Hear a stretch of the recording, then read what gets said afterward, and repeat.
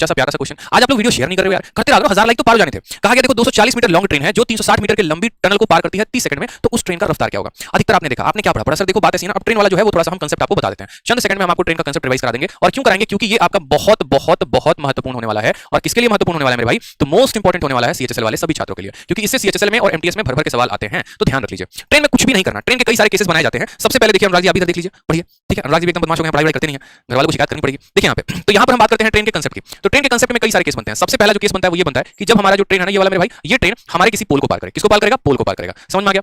दूसरा वाला केस क्या होता है कि ये ट्रेन मेरे भाई जो है ना पोल को नहीं पार करे, किसी दूसरी ट्रेन को पार कर लेगा यहाँ पर ये, ठीक है? या फिर किसी ब्रिज को पार कर लेगा, ठीक है? या फिर किसी भी ऐसे ऑब्जेक्ट को या फिर किसी प्लेटफॉर्म को पार कर लेगा। ऐसे बड़ा बढ़िया बढ़िया क्वेश्चन पूछा जाता है, इससे मजा आता है सवाल को बनाने में एकदम, ठीक है?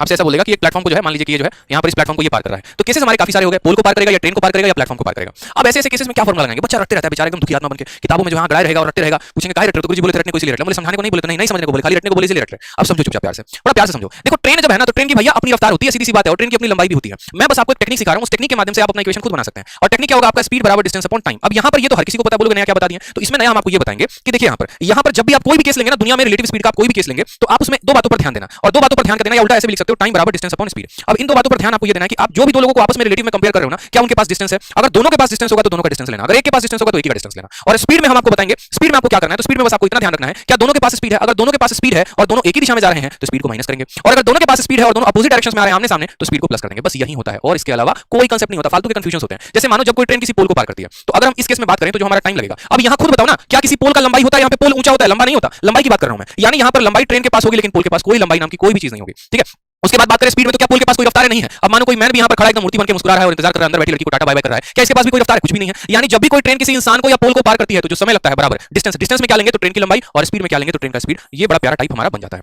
अब इसी में अगर मान लो ऐसे भी बोले, जैसे वो कहानी नहीं सुनी मैंने, मरे हुए हाथी को चलते हुए देखा, यानी कहने का मतलब ये है कि हाथी मरा हुआ था और हम चल रहे थे और तब हम उसको देखे। सेम तरीके से यहाँ पर इस ट्रेन ने इस इंसान को चलते हुए देखा। मानो अब जब ये व्यक्ति चलेगा ना, देखो जब तक ये स्थिर है तब तक इसके पास कोई चाल नहीं है, लेकिन जब ये चलना शुरू करेगा तो दो दिशाओं में चलेगा, या तो ट्रेन को देख के भागेगा या ट्रेन की तरफ आएगा। गुस्सा आया तो ट्रेन के सामने आएगा, ठीक है? और जिंदगी प्यारी है तो ट्रेन से दूर भागेगा। जब ये ट्रेन की तरफ आएगा ना, तो इसके स्पीड को क्या करोगे? जोड़ दोगे, speed of train plus speed of man. और जब यहाँ से दूर भागेगा, जब एक ही दिशा में जाएगा तो स्पीड को घटा देना। तो यहाँ पर दो केस बनते हैं। पहला केस बनता है जब आदमी स्थिर होता है, और दूसरा केस बनता है जब आदमी भाग रहा होता है, ठीक है? अब बात करते हैं दूसरे नंबर केस की। जब मेरे भाई कोई भी ट्रेन किसी प्लेटफॉर्म को या फिर किसी पोल को या फिर किसी ब्रिज को, पोल नहीं, किसी प्लेटफॉर्म को या किसी ब्रिज को पार करती है। अब जब ये प्लेटफॉर्म या ब्रिज को पार करेगी ना, तो इसके पास भी लंबाई होगा और इन दोनों के पास भी लंबाई होगा कि नहीं होगा? तो बोलोगे हाँ गुरुदेव। तो उस केस में जो टाइम लगेगा वो क्या लगेगा? डिस्टेंस के केस में दोनों के पास लंबाई है तो दोनों का लंबाई लो, यानी बोलोगे ट्रेन का भी लंबाई लेंगे और प्लेटफॉर्म का भी लंबाई लेंगे। स्पीड की बात करते हैं। कभी आपने देखा प्लेटफॉर्म को भागते हुए, ब्रिज को भागते हुए? नहीं भागते हुए, यानी इनके पास रफ्तार नहीं है। किसके पास है? बस ट्रेन के पास है। तो यहाँ पर स्पीड की जगह पे स्पीड ऑफ ट्रेन ले लेंगे। समझ में आ गया बात यहाँ पे? नहीं आया? बोलोगे हाँ सर समझ में आ गया। अब बात करते हैं तीसरे नंबर केस की। जब यहाँ पर कोई ट्रेन किसी दूसरे ट्रेन को पार करती है, तो इस केस में जो हमारा टाइम लगेगा वो क्या लगेगा? तो बोलोगे सर टाइम बराबर डिस्टेंस। अगर यहाँ पर इस ट्रेन का डिस्टेंस t1 है और इस ट्रेन का डिस्टेंस जो है मानो t2 है, तो बोलेंगे सर यहाँ पर जो है ना लंबाई, डिस्टेंस में क्या लेंगे? दोनों के पास लंबाई है, दोनों के पास लंबाई है तो L1 प्लस L2 t2। और बात करेंगे यहाँ पर स्पीड को लेकर, तो दोनों के पास स्पीड है। यदि वो आमने सामने आ रहे हैं अपोजिट डायरेक्शन में, तो स्पीड को आप जोड़ देना। और यदि यहाँ पर जो है वो एक दूसरे से दूर जा रहे हैं, तो स्पीड को क्या करेंगे? घटा देंगे।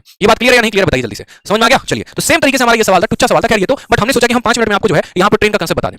अगर किसी मेरे भाई को इतना दूर का कंसेप्ट पसंद आया होगा तो अपने चैनल पर इतनी की वीडियो क्लिप निकाल कर भी डाल सकता है, कोई इशू की बात नहीं है, ताकि बच्चों को ये भी समझ में आ जाए। आ जाइए, अब नेक्स्ट बात करते हैं यहाँ पर इस सवाल को लेकर।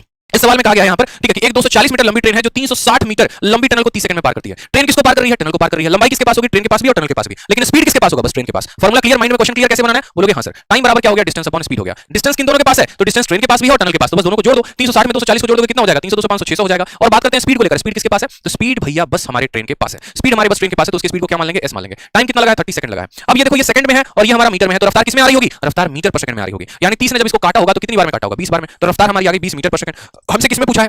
किलोमीटर पर आवर में। तो हम बोले थे ना जब छोटे से बड़े में मूव करेंगे तो 18/5 से गुना करेंगे। 5 से काटो 4 बार में 18, जो कि बेहतर ऑप्शन नंबर C4, ठीक है? कह भी दो कि एक बार प्यार है इस